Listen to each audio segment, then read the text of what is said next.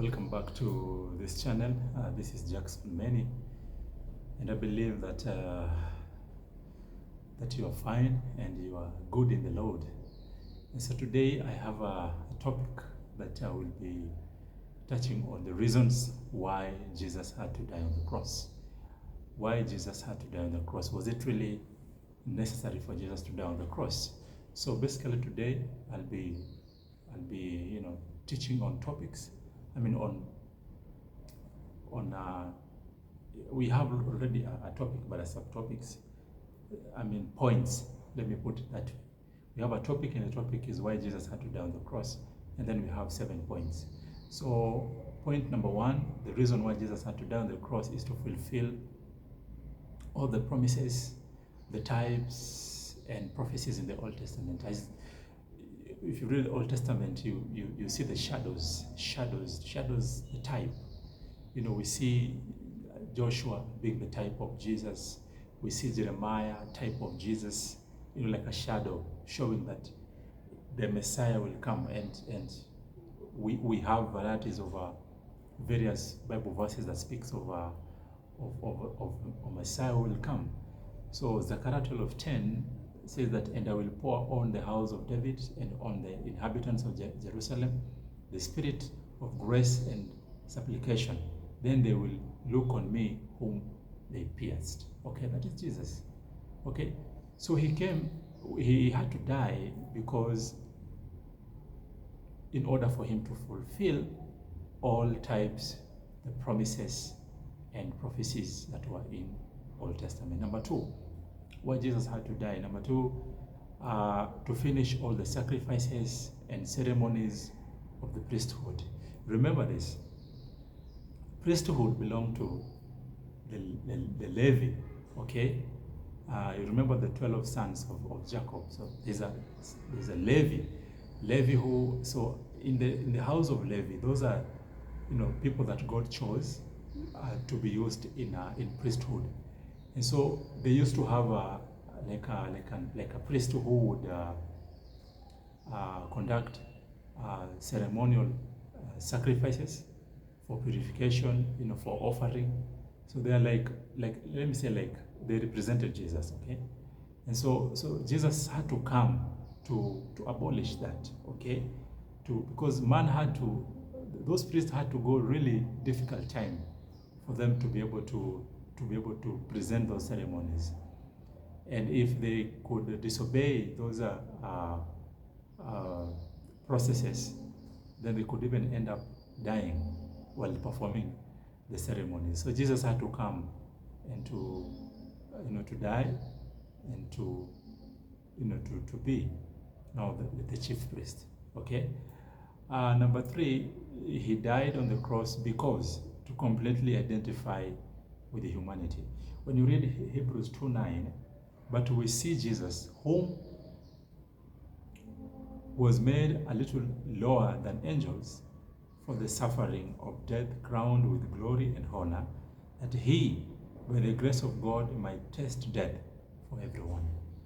Okay, so he came to identify with us. Okay, he was made lower.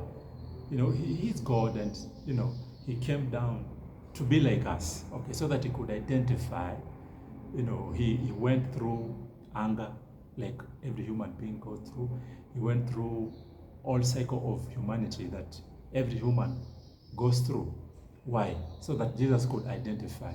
If we tell Jesus that we are suffering, he can easily identify with us, because he became one of us, to identify with us. Okay. Number 4, why he died on the cross, okay, is to complete his perfect obedience. Okay, to complete his perfect obedience. And that is John. If you read John 12:27-28, says that he saved me from this. Jesus is telling God, "Save me from this hour, but for this purpose I came to this hour." Okay, Jesus was going through some pain, and pain on the cross, and pain to die on the cross. Human speaking, it was a very painful death. Yet Jesus said that I came for this purpose. As much as I would want God to save me from this, but I came for this purpose. I came for this hour. So he came to complete his perfect obedience. Remember, God had sent him to do that, okay? So he had to do it because his Father had sent him to die on the cross. Perfect obedience, okay? So to back number 5, point number 5, why Jesus had to die. Number 5, to satisfy the justice of God, okay? Remember the word justification, just as if you've never sinned, okay? Just as if you've never sinned, okay? If you, for example, if you maybe you involved in gang robbery, stealing, and all manners of evil, and you're taken to the courts, the judge will account for everything that you've done based on the law and the facts around.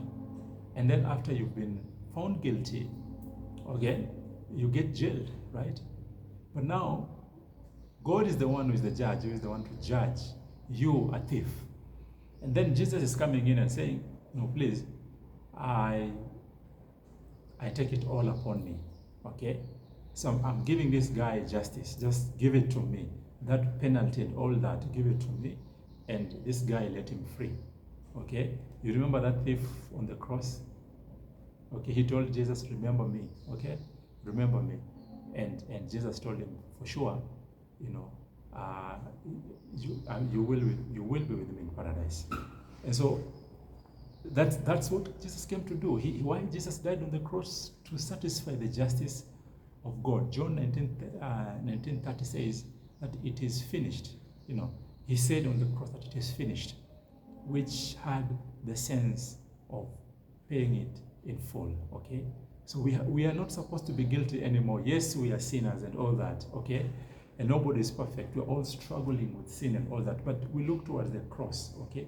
As we walk in sanctification, we walk in purification, and we, working out our salvation in fear and trembling, okay? But we know one thing, that Jesus died on the cross to give us justice, okay? Number 6, he died on the cross to defeat the power of Satan, because sin had death, okay? Because remember, Adam was told that if you eat from this tree, okay, you will surely die. And indeed he died, physically and spiritually, okay? He died. But, the power of death was really,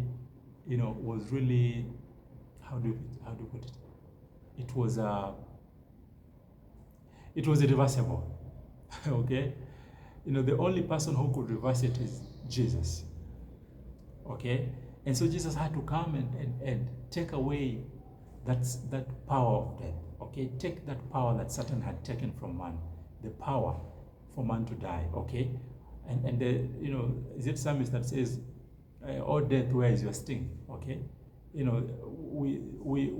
Jesus overcame death, and death has no power whatsoever over the children of God. And so he came to defeat, the power of Satan, which is sin and death, okay?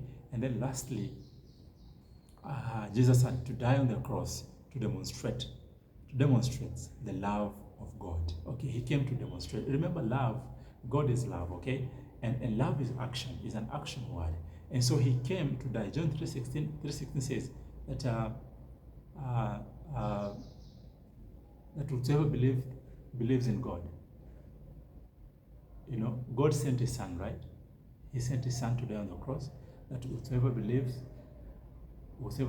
in the Lord shall be saved.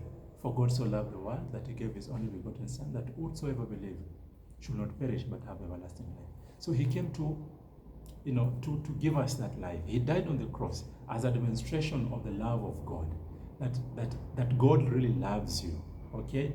God has not abandoned us. He has not left us. God really loves us, and that's why he sent his only son. Remember, putting your son on such humility, on such a humiliation, and on such pain, so that somebody else could be saved. That is not easy. So Jesus was expressing this on the cross, that, what, I'm dying on the cross because God in heaven really loves you.